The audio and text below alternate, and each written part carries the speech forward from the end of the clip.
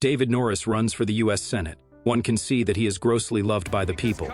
He has a 6 points lead against his opponent, Roger Linfield. For the last 8 years, he has represented Brooklyn, New York City, and America as a whole.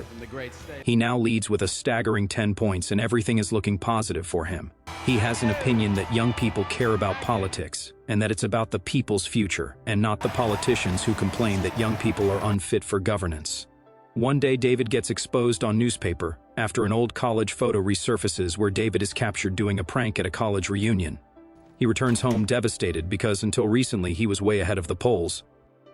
In 2006, election night, David Norris, who was the youngest person elected to the House of Representatives at the age of 24, but then this photo coming out of nowhere was just too much. He loses his lead to Linfield, who wins the election. Everybody ready? While rehearsing his concession speech in a hotel bathroom, a strange woman comes into the bathroom with a very confident aura. David is fascinated by her beauty and confidence. She tells him that she has been hiding after crashing a wedding and has overheard him talking to himself about a lot of personal stuff. She knows about David's ambition to run for Senate and also knows that he is currently not winning. She encourages him to be more honest.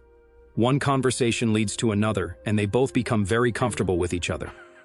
Clearly attracted to each other, they share a passionate kiss before David leaves to make the speech.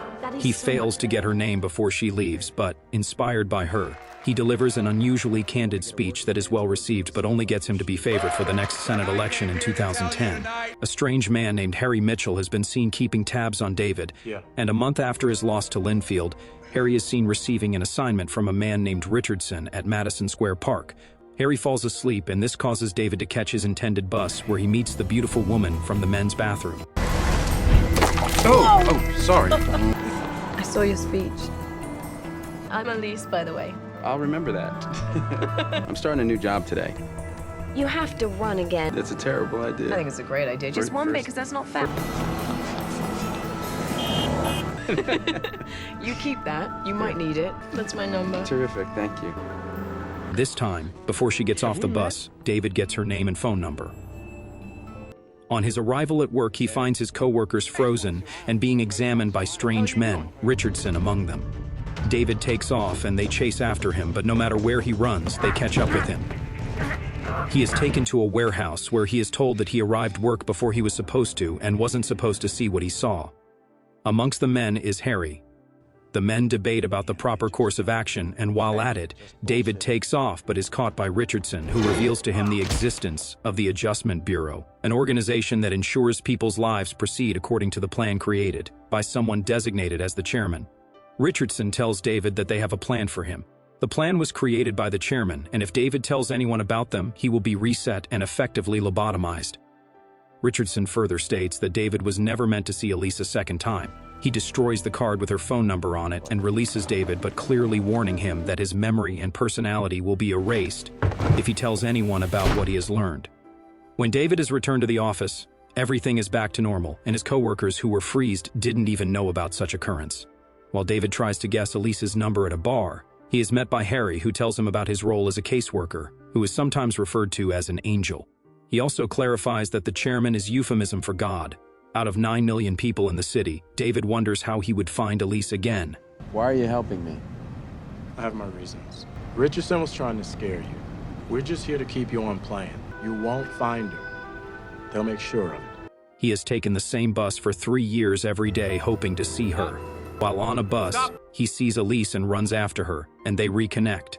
He invites her to lunch, and the Adjustment Bureau is automatically notified that David has made contact with Elise again. Let's cut the power at her dance studio. During lunch, Charlie, David's campaign manager, after an adjustment initiated by Richardson, interrupts them with reminders that David is scheduled to announce that he is running for another Senate seat. We're okay. I will seek the Senate seat for the great state of New York. Hey, how you doing? Our decision tree's diverging from our models. The Bureau tries to use their schedules to separate them and prevent them from building a relationship. After his announcement to run for another Senate seat, Richardson tries to prevent David from reuniting with Elise, but David persists and outruns Richardson to her rehearsal with Cedar Lake Contemporary Ballet. He fights the Bureau's abilities to control his choices, to ensure he will meet her again. despite the members of the Bureau having a way to teleport using ordinary doorways. Richardson reconvenes with other members of the Bureau, who tell him that David and Elise were actually meant to be together in an earlier version of the plan. Harry speculates on whether or not the plan is always correct. David and Elise spend more time together. They go on a long walk, after which they go to a club where they dance together. And to end the evening, David tells Elise that he became a politician after the loss of his mother and brother.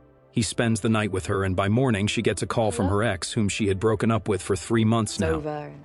And then he calls 4 times in one morning. Why didn't you marry him? It's a lot of responsibility for me. I don't know if I'm quite comfortable with it. You ruined me. I didn't want to settle for less. It's like you knew I was with someone else. Yeah, I'm supposed to go to an interview right now. He takes Elise to a press meeting. After the meeting, David finds himself in the warehouse through a doorway while Elise is kept waiting. The Bureau has now appointed Thompson, a more senior authority, to Harry and Richardson to take control regarding David's adjustment. David argues that he has the right to choose his own path. Thompson insists that meeting Elise in the bathroom wasn't by chance. They knew she would inspire him to give the speech that made him favorite to run for another seat in the Senate. The Bureau wants him to win the election and potentially become the President of the United States of America. Thompson speaks words that gets to David. He tells him that he was meant to change the world, but that won't happen if he stays with Elise. David claims that he is better with Elise, but Thompson says she rubs off on him and that the president can't be a loose cannon. Thompson releases him, and he runs to Elise's performance with the Cedar Lake Contemporary Ballet. To make a point, Thompson uses his adjustment power to cause Elise to sprain her ankle. Elise is hospitalized, and David gives Thompson a punch on his face for causing her such pain. He is told that if he stays with her, he will take away the only thing she ever cared about. Overwhelmed with his future jeopardy and faced with a hurting Elise, David abandons her at the hospital. 11 months later, David runs for election again, and one day, he sees an announcement of Elise's wedding in a newspaper. Harry surreptitiously arranges to meet with David when it's raining, since water prevents the Bureau from tracking people. He tells David that Elise is enough for him, and that the Bureau don't want this, because if he has her, he won't need to fill that void inside of him with applause and votes and dreams of one day making it to the White House. He reveals that Thompson exaggerated the consequences of their possible relationship. As David's caseworker, Harry feels guilty about all the negative things he has helped to make happen to David in support of the plan. Consequently, Harry teaches David how to use doors to teleport and, hopefully, reach Elise before the Bureau can stop him. He gives David his hat, empowering him to teleport. David races against time to reach Elise before the wedding and is vehemently chased by members of the Bureau. After much running, he finds her in the bathroom of the courthouse where she is to be wed. Elise is hurt after he deserted her at the hospital and made no contact for nearly a year. With no other way of salvaging the situation, David is forced to tell Elise about the existence of the Bureau. She is shocked after hearing things he was warned not to say to anyone. This causes agents of the Bureau to chase them all over New York City. David decides to plead his case directly with the chairman. Elise almost bags out of the scheme, but somehow finds the conviction to continue with David. They continue the escape, trying to make their way to the Bureau headquarters. He turns the door handle to the left, which Harry had warned him that only his kind was supposed to do, and eventually enters the Bureau headquarters. Chased to the rooftop and surrounded by agents, David and Elise declare their love and share a kiss.